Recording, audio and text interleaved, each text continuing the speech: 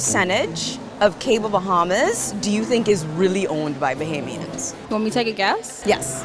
I would say about 45%. I'll say 80%. 80%. Okay. 30%. 30%. Yeah. I think Cable Bahamas is Bahamian owned. Really? Yeah. What if I told you it was actually entirely owned by Bahamians? That would be a surprise to me. Tell me exactly, what is the percentage? 100. Okay. It started off with a foreign ownership interest. Yeah. In and around about 2010, Cable Bahamas actually bought back all of those shares that were held by the foreign party. But today, it is 100% Bahamian owned. 100%. 100%. Well, now you know.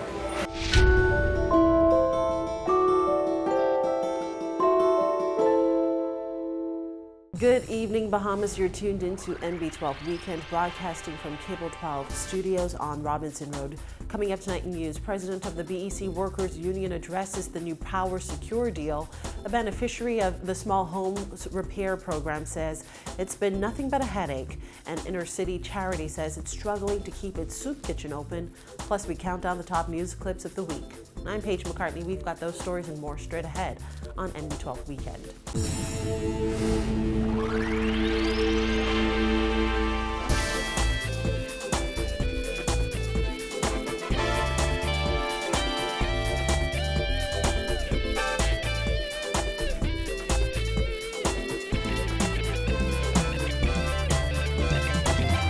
Welcome once again to MB12. Despite a scathing Auditor General's report that highlighted inefficiencies in the Urban Renewal Small Home Repairs Program, members of the Christie administration have defended the initiative. However, one single mother says she is no better off than she was before repairs began on her home. Jasmine Brown has the story.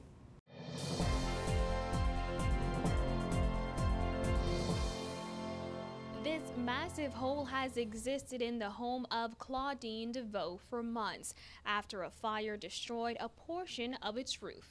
DeVoe says knowing she was unable to afford the repair costs, she sought help from her local Urban Renewal branch. She says Urban Renewal officials agreed to carry out repairs on her home. She says that work has stopped, leaving her home on Quarry Mission Road vulnerable. Went to Urban Renewal for help because the roof is extensively damaged and I need the help.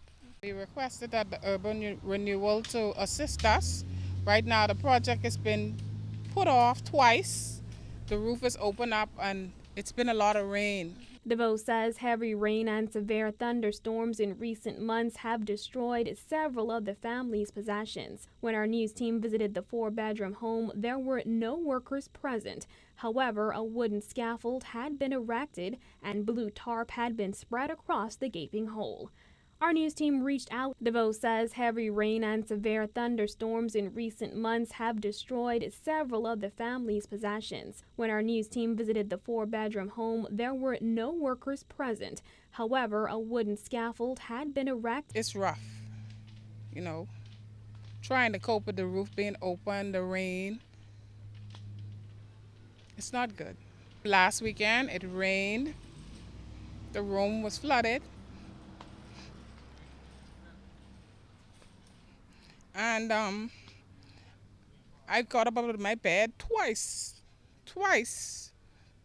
to go and see the Deputy Prime Minister at his office, 6 o'clock in the morning, and never get to speak with him. While Deputy Prime Minister Philip Brave Davis has repeatedly defended the program, DeVoe says based on her experience, it's not the resounding success Davis claims it is. Right now, I don't know if the Deputy Prime Minister is aware of what's going on with the Urban Renewal Program. Reporting for NB12, I'm Jasmine Brown. Well, 3 weeks after signing a transitional agreement with government, a team from Power Secure is expected to begin collecting data as it prepares a business plan to submit to government. But the looming threat of layoffs under a new restructured BEC is not of much concern to President of the Bahamas Electrical Workers Union, Paul Maynard, who says the new company would lose if it ever goes up against the union. Power Secure ain't gonna come to pick a fight with us, all right? Because they ain't gonna win this fight. So it's cheaper. They sit down with us, with me and Menace, and we work a medium. All right? That's my take on it. You know, you ain't come and fight the union. You ain't gonna win. You ain't gonna win that fight in this country. You're not gonna win that fight in this country. All right? So, you know, you wanna do business, you know, they're here to make money, obviously. All right? They're here to make BEC efficient. Last month, government signed a $900,000 transitional agreement with PowerSecure. The U.S. energy firm was given 60 days to complete its business plan before proceeding with its managerial obligations for BEC. Not much has been revealed about the agreement and the company's plans for BEC. However, former BEC chairman Leslie Miller said he understood there would be job losses as a result. It's not a question of them being comfortable. It's a question of me and Menace making them comfortable with it, getting them into the calming their fears. See, you no point getting everybody up in a frenzy, right? And you don't know what's coming at you. Once you know what's coming at you, you see how you can go about doing what you have to do. And we have some ideas of what we want to do. Once we get those together, then we talk to the membership, and we get them in a position where everyone's calm, everyone's comfortable with what's going to happen. If any layoff occurs, that's a big if, any layoffs occur, we also have to sit down with the PM and the DPM and justify. And the PM's told us that he want to know when these people take this package, what tomorrow morning they could be doing. You know, because he don't want them to move from our constituency to his constituency. In fact, Maynard says he's been in meetings this week with the Deputy Prime Minister, who has ministerial responsibility for BEC, ahead of the return of PowerSecure representatives, just to ensure that they're all on the same page as it relates to employees. We just want to have an understanding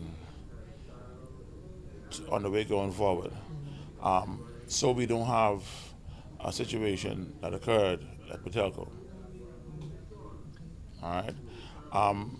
I've always said that understanding is the best thing in the world. All right. And so it'll be no misunderstanding when we start to negotiate, when we do what we have to do. There'll be no misunderstanding, because that's what happened with the Patelco deal. Former Minister of State for the Environment Fenton Nemore has charged that it will be at least another year before Bahamians see any benefit from new management at the corporation. Well, less than 2 years before voters head back to the polls, one civic group is calling for the implementation of a campaign finance bill to reform how election campaigns are funded and by whom. Citizens for Better Bahamas member Lamarck Campbell says there should be restrictions on who political parties can accept funding from and caps on how much can be donated. There should be rules. There should be capped on funding by individuals or companies, for instance. And also, I think when it comes to foreign interest, this should be looked at very carefully, because, as we mentioned before, it dictates the laws that will then be passed through Parliament, essentially. He said this is all necessary to hold elected officials accountable. And it goes back to transparency and accountability. Basically, who's funding the political leaders usually determines what bills is passed, as we've seen through numerous elections. So it's important for the public to know how their representatives are aligned with certain interest groups. And I think first and foremost, these representatives should be accountable to the people, but the people should know who's funding these representatives. And weeks before the January 1st implementation of value-added tax, several charitable organizations predicted the new tax would put a dent in their donations to their nonprofit organizations. For Great Commissions Ministries, the prediction came true, according to its president, Bishop Walter Hanschel, who says, while donations have steadily declined since the 2008 recession, they have all about stopped now that people have less disposable income. Donations is not just down, it is virtually stopped. And people don't have, businesses don't give. People who used to give us money don't have it. They don't give because they don't have it. People now in the country, Bahamians are now in survival mode. Everybody who had money, the money has dried up. Agencies like Great Commission Ministries, I know we are hurting. I hear the cries of everybody. The increased taxes, the cost of living has made it so bad for businesses, for people that normally support charities, that they're not doing it to the extent that they would like to or could. And we appreciate those few who are still reaching out and helping us so that we could help those who are in need. But the country at large is really going through a dilemma.